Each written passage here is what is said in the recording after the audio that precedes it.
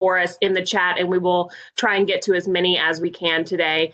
So the first question that we will touch on is, how many hours can a provider bill for the hazard pay since residential services are only 1 unit? Can they bill for 18 hours? And to answer this question, I'm going to turn it over to Deputy Commissioner of Program Operations, Jordan Allen. Jordan? Yeah, good morning, everybody. Thank you, Christine. So as a point of clarification, the hazard pay, or what we're characterizing as hazard pay, comes in 2 varieties. The first of which is a standard per diem payment for residential services, and it's set at $300 per day, covering the 24 hours of services that are provided in a residential service environment. So the number of hours for the residential special needs adjustment is factored in at 24 hours of direct service. Obviously, if someone is experiencing a COVID positive period of quarantine, usually 14 days, can certainly last much longer than that. The assumption is that direct supports are being provided during the entirety of that 24-hour period. The personal care rate differential is for the hourly based services. And so those services can be billed in the same number of direct service hours that are being provided to someone, and obviously run concurrent with usually personal assistant services. So there are 2 different services available. One is paid on a per diem basis. The question seems to indicate a residential service arrangement. So that's a flat $300 fee per day during the quarantine period. And then the personal care rate differential is paid on a per hour basis pertaining directly to the number of hours of service provided to that person supported. All right, thank you, Jordan. We're going to go back to Pat here for another question that was in the chat box, which is, Pat, any consideration of extending the process for the ECF quality monitoring surveys as well? We have adjusted our ECF monitoring process per coordination with TennCare, and we are attempting to conduct those in a remote manner. Any additional changes to that process would need to come after we have further discussion with TennCare. For now, we will continue to attempt to schedule these and hold them in a remote manner. I see some other questions. Would you like for me to just scroll on and I'll keep on keeping on here? Yeah, let me look through the questions quick. Let's see, we've got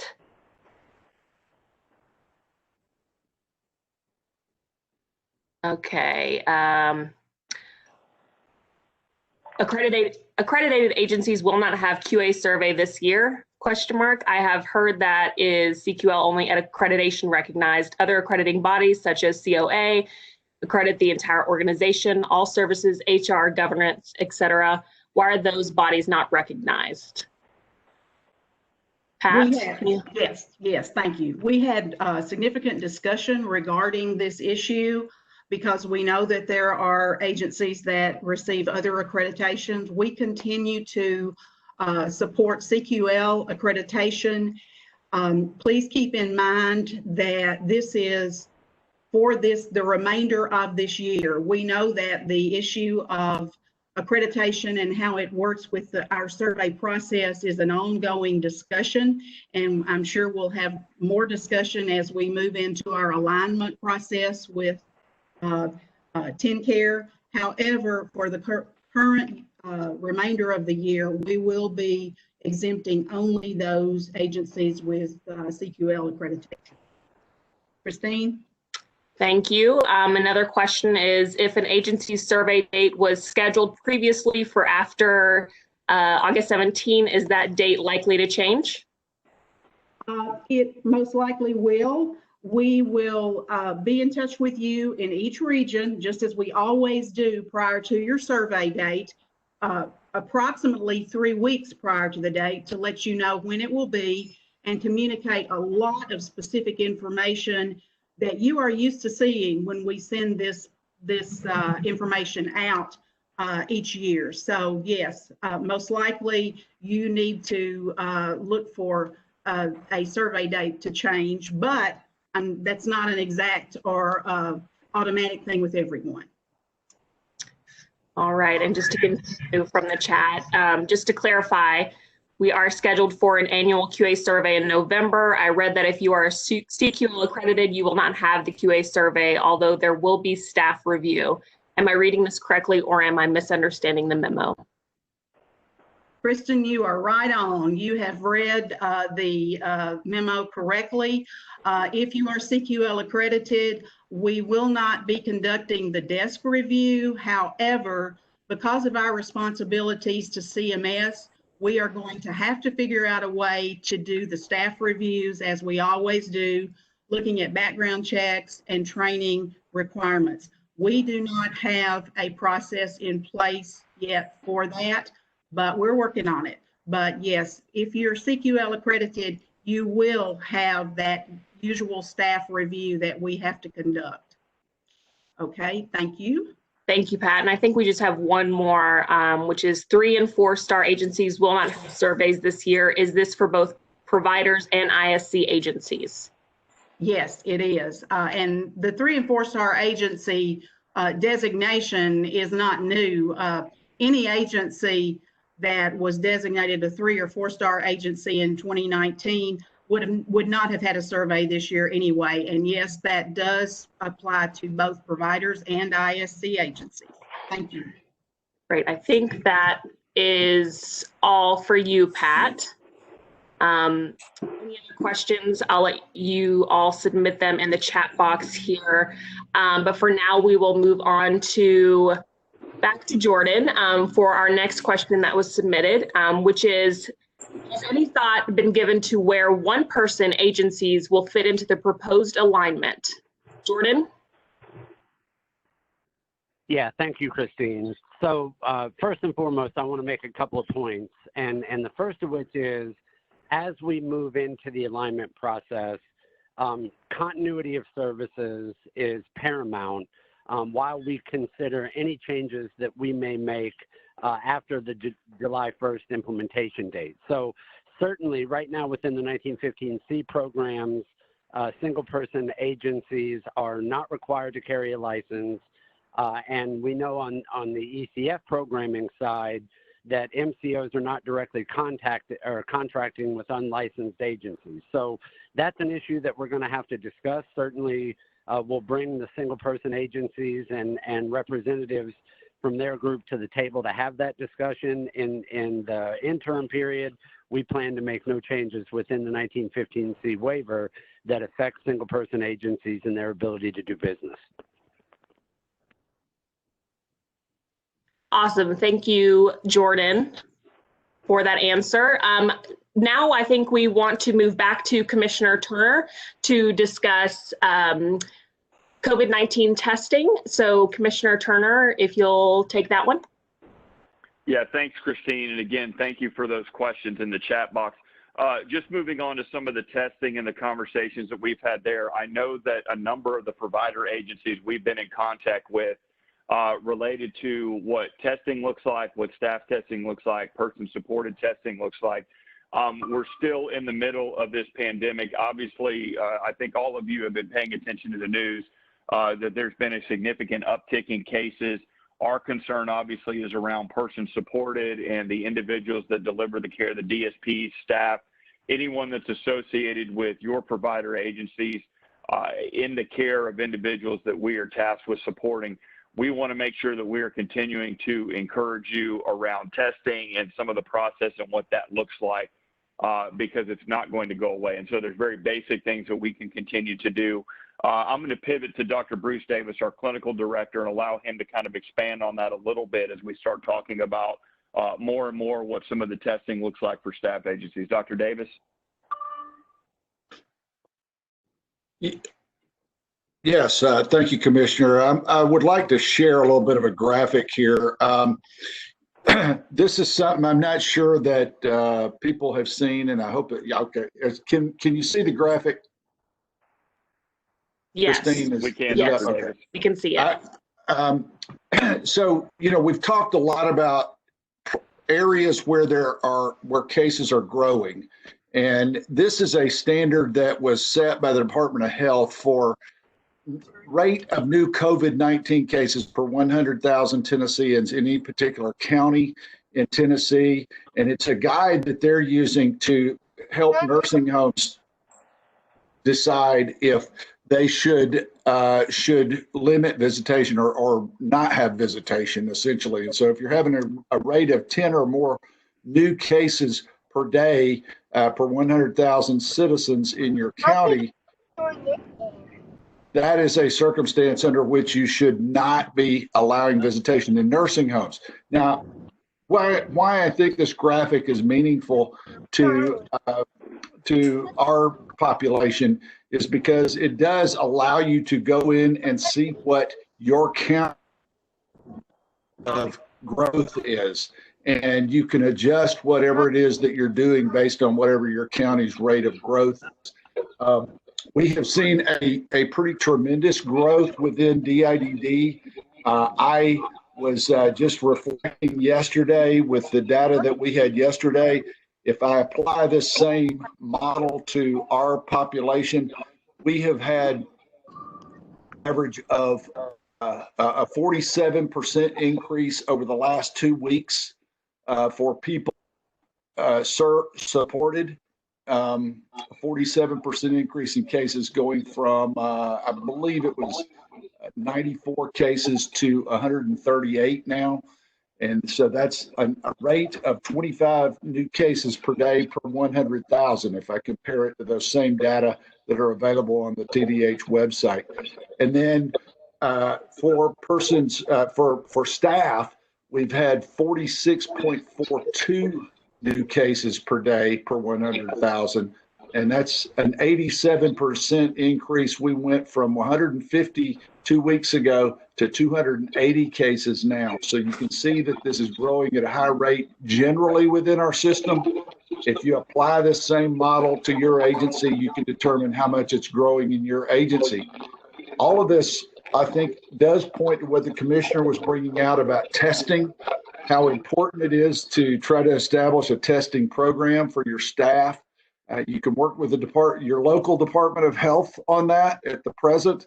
We're continuing to work with the Department of Health to see if we can identify more ways that you might be able to do that. You may consider communicating with the Department of Health directly, though, to try to set up a program for your staff, your local health department. The value of this is tremendous because if you're able to identify cases quickly, asymptomatic cases quickly, you can take action and prevent the spread of COVID-19 in your agencies. Of course, I want to reiterate just 3 really important things about preventing COVID-19 that bear repeating over and over again. And I can't emphasize enough how important it is under this scenario where so many staff are getting COVID-19. Educating your staff about what they need to be doing during their off hours. And I don't like to get in anybody's business any more than anybody else, but this is a circumstance where we really need to be talking to them about this and to say, look, the problem here is that you may be able to get COVID-19, you may be asymptomatic, but you may bring it to somebody who would be very vulnerable, somebody who would be age 55 or older, somebody who would have a chronic health condition that might cause them to have problems like COPD, a heart condition, diabetes. Any of these things might be conditions that would cause a person to be more vulnerable. And we found through our data that people in the severe or profound range of intellectual disability are more vulnerable. So you really, I think, need to drive this point home with your staff. I'm not trying to create fear. I do think that when appropriate precautions are taken, we can continue to engage in our lives, okay? So it's not as if you have to shut everything down, although that's certainly the most efficient method of ensuring that you don't get COVID-19. But you can protect yourself, wear a mask. And so whether it's mandated in your county or not, It doesn't matter. You should wear a mask when you're in public, especially any circumstance where you're going to be within 6 feet of other people or might accidentally get within 6 feet of other people. The other thing is what I'm saying right here, which is social distancing. I mean, it is key that you try to stay outside of 6 feet of other people. And then finally, that you wash your hands and that you wash surfaces that you're around. We're going to have to almost like develop obsessive compulsive disorder about doing this. I know that, it's probably not we didn't all spend 20 seconds washing our hands. We didn't, invest ourselves that much in this, but now is the time that we must do this. If we're going to continue to have a society and continue to engage at this point and not have to lock down again, I think that's what we're going to have to do. I do think that agencies should be considering, carefully their visitation policies. You can use these data that I was talking about here. And by the way, I'm looking at Anderson County right here. You can go to any county with these data to be able to determine that. And so if you just go to the main page where they show all the COVID stuff, you can get to this graphic, and it's in this epi curves portion. And so when you do that, you can go straight in there and see everything there is to know about new cases. And then, so I can select, my wife's home county, Benton County, and I can see what their rates have been. They actually are below the threshold presently. Actually, it looks like says they're below the threshold, but they're, as of today, look like they have gotten that they are above the threshold of 10. But in any case, you can use this as a guide.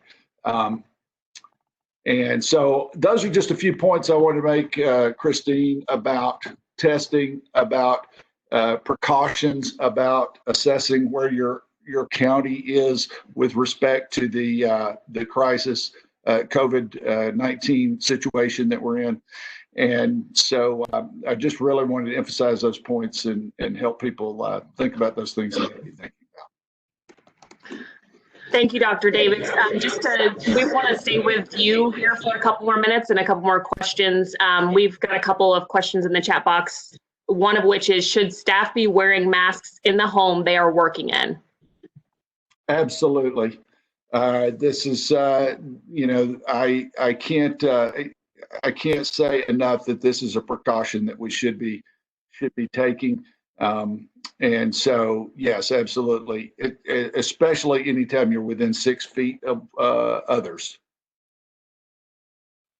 Great. And then we also have one on MedAdmin,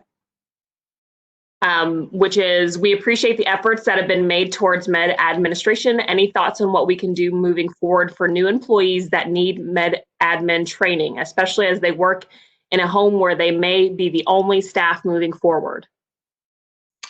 We are opening up more opportunities for med admin training, and we are looking at safe ways to do that. We have developed some safe ways to do that within our regional offices that we will be so that we will be offering that training again in the near future. We have we've permitted community providers of med admin training to continue doing that under safe conditions. So those options are going to become more and more available over the coming weeks. Ultimately, we are trying to address that issue. And of course, you have the interim strategy of being able to allow a med certified person coach someone from a remote location while they're giving meds, so that people who are new and haven't yet been able to get the training can be able to do that. So those are the options that we have available currently. Christine? All right, thank you, Dr. Davis. Now we're going to turn the next question over to Commissioner Turner. And that question is DIDD planning on making any effort for staff testing, or are there various agencies, quote, on their own? Yeah, thanks, Christine. So that's a good question because we're in the process of working through that right now. So literally every day, either myself, Dr. Davis, or someone from our team is working with the Department of Health to try to figure out what our next strategy looks like to make sure that we're being proactive and productive and not, not just waiting until something happens. We always want to be in front of that curve. So we're working through what that's going to look like right now. We don't have the final answer on what we're going to do, but I think Dr. Davis provided some strong indicators there that a huge part of this is going to be lifting with the providers on requiring ourselves to do the hand washing, do the social distancing, working together to make sure that we're doing our part to limit the exposure for person supported and for staff. So we're going to work on making sure that we try to get communication to you if anything changes. But those are meetings and conversations that we're having every day around what the next steps look like as it relates to staff testing. So keep your eyes open because we certainly want to get feedback. We are anticipating that providers are already ahead of us a little bit and doing testing on their own and being proactive as it relates to staff testing. But we don't ever want to make that assumption. And so we're going to be working on continuing to provide some guidance as we move forward. Thanks, Christine. Thank you, Commissioner. And our Carly Carlson has put in a couple of important links for you all in the chat box, so be sure to check those out on our COVID-19 page and Department of Health guidance. Right now, we don't have any other questions, so I'll give it a few seconds for people to put any lingering questions in the chat box before we close it out for the day.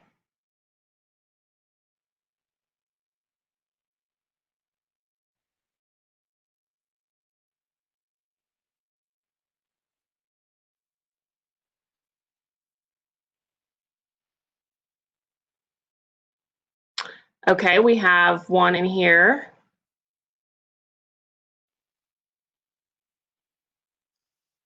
Let's see, does the DIDD have any procedures for your community homes that we could adapt and use in our provider homes? Yeah, Christine, this is Jordan. We do have procedures that we're currently operating in our state-run homes. Those procedures are largely or almost completely aligned with the guidance Dr. Davis has issued to the community from a personal protective equipment standpoint, isolation at the point at which symptoms are noted, certainly our response to a positive test result. And as Commissioner Turner mentioned, we are very actively pursuing testing for staff that work within our state-run homes. At this point, we all agree across the board that testing at some degree of frequency better assures us that we're not transmitting the virus to folks that we're providing direct service to.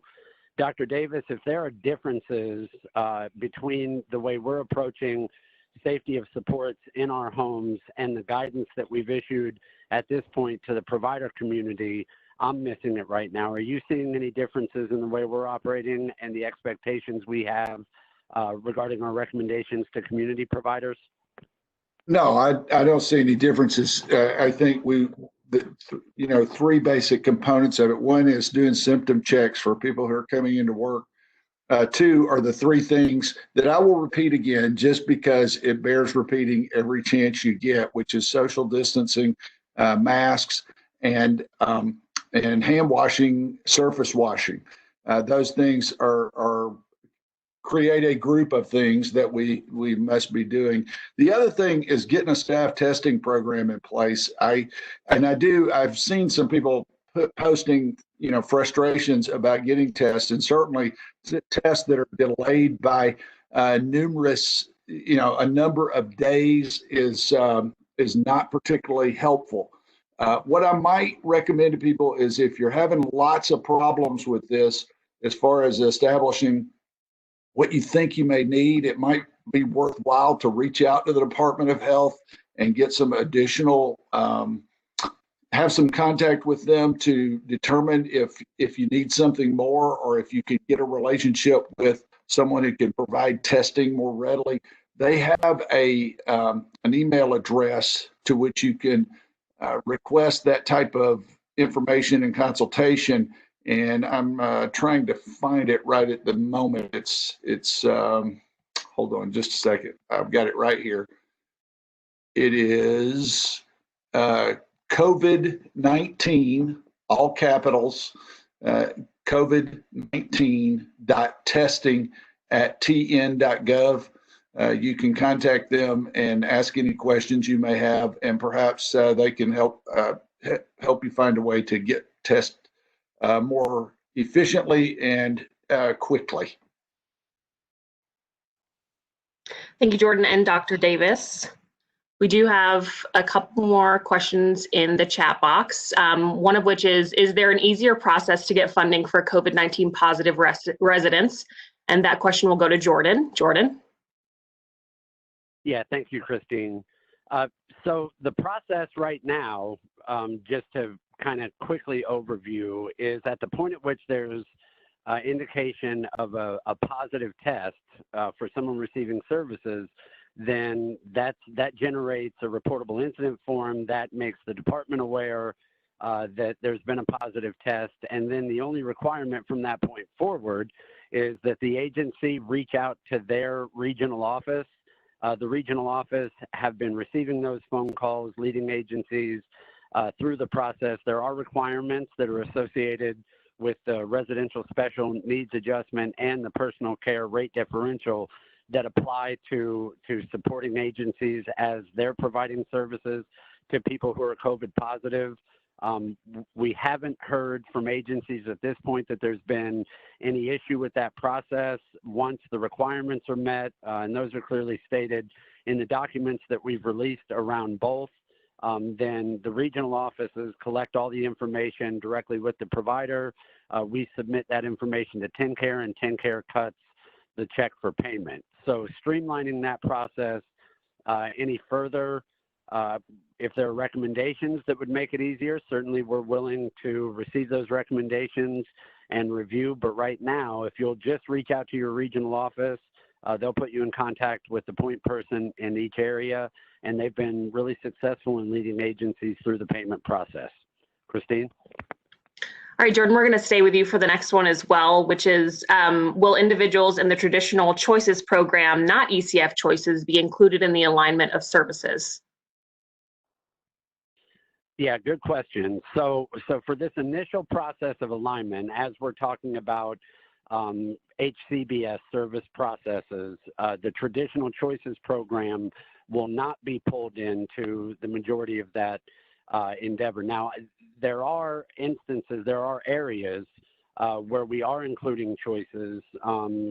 Obviously, the protection from harm, the unified protection from harm process is involving the traditional choices program, but as it pertains specifically to network management, to case management services, to consideration of service packages that are reaching our IDD population through HCBS, then obviously choices sets aside of that. Down the road, perhaps there's some consideration there, but certainly not through the first couple of phases of conceptualization.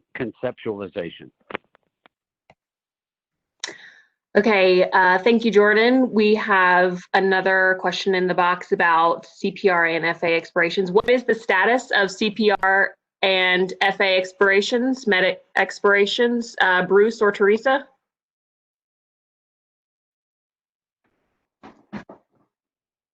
Oh, this is Teresa. Right now, I think we put out guidance very recently regarding CPR extensions that are being offered through. We're following what the American Heart Association has done, as well as Appendix K, which allows us to extend the authorization. So at this time, those authorizations are extended until either there is a plan for how to do it safely, or the classes resume as normal, and we will let everyone know prior to that time so that they can prepare. Okay, thank you, Teresa. The next question is, will the state ICF homes be a part of the new integrated MCO system? What about family support? Jordan? Yeah, thanks, Christine. So all ICF programs are going to be part of the alignment process. The funding for ICF programs, like the funding within the 1915C programs, will be run through a managed care funding continuum. So yes, the state-run and private-run ICFs will be part of the alignment process. Christine? All right, thank you, Jordan. Let's see. Okay, making sure I'm not missing any questions over here. Hey, Christine, it's Brad. Can I jump in real quick while you're looking Sure. at the question box? Yes. Donna and others, I did see a few questions about significant concerns around wait times. We're very aware of that, and that's certainly something that we want to take into account as it relates to challenges for provider agencies and for individuals that might need to go get tested. You know, as you can imagine, there's been a significant uptick, not only in positive cases, but from individuals going to get tests, which causes a little bit of a delay there in the test being received back as far as a negative or positive status. So that's something that we're aware of. I know the Department of Health is closely monitoring that to figure out ways to be productive and efficient and making sure that they get testing back in a reasonable amount of time. So that's not something that we have not thought about. Understanding that there are some challenges to that, but I still think it's important to make sure that we work in being proactive and making sure that we're getting testing done. But we're very aware of that, and we want to make sure that we're going to be good partners in that exercise as well. All right, thank you, Commissioner. We have a couple more questions rolling in.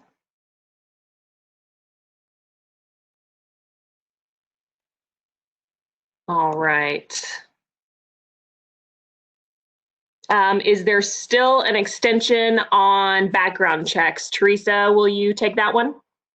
Thanks, Christine. Yes, the governor extended his executive order, which allowed for background checks to be halted as long as registry checks were still done during the pendency of the state of emergency. That extension is going through, I believe it's August 29th. We have no idea at this point in time whether or not that will be extended.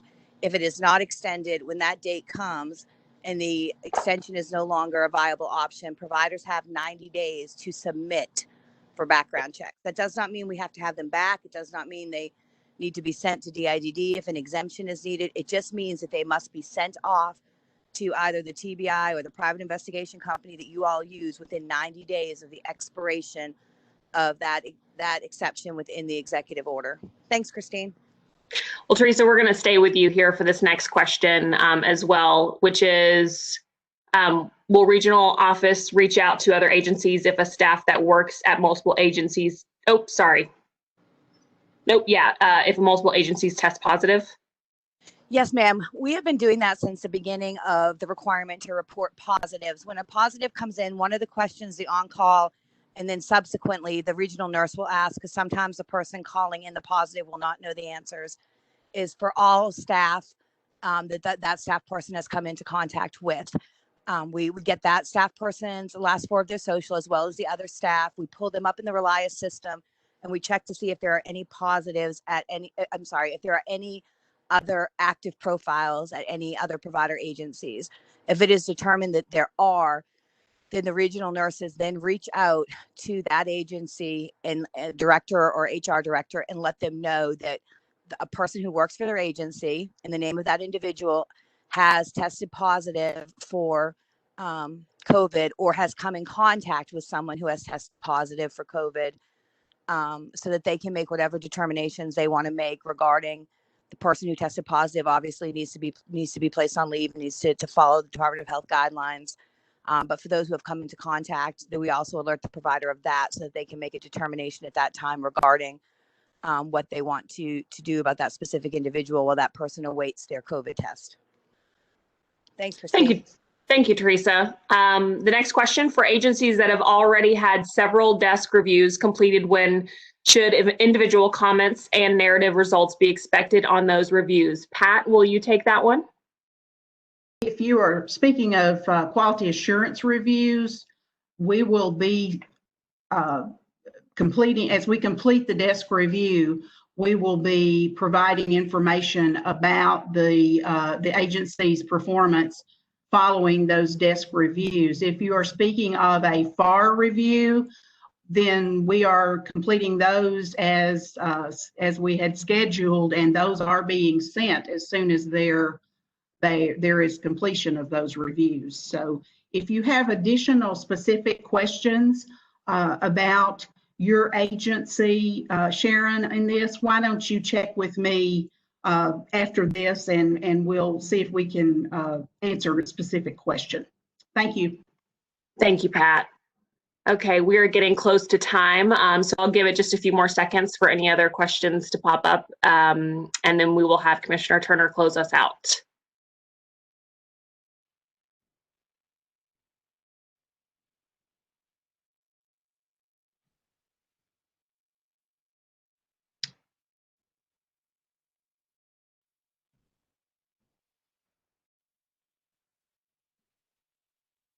All right, we're going to wrap it up here then. Commissioner Turner, if you will close us out. Yeah, thank you, Christine. Again, thank you to everyone that's participated. Certainly robust discussion today and a lot of very good questions that we need to hear about, and we certainly want to answer and continue to be in good partners with you in providing resources and direction for you as you navigate some of the daily challenges in your provider agencies. We will continue to be working with you. Again, please submit questions. Even if there are not questions that we didn't get a chance to answer today, your regional offices can try to provide some direction. We're certainly happy to, from an executive level, and there are a number of resources for you to be able to pull from to try to make sure that you feel comfortable in any of the questions that you might have today. So again, thank you for your time, your energy, and your efforts today. Greatly appreciate the partnership, and we look forward to talking to you again next week. Take care, everyone. Thank you, everyone. Have a good rest of your week.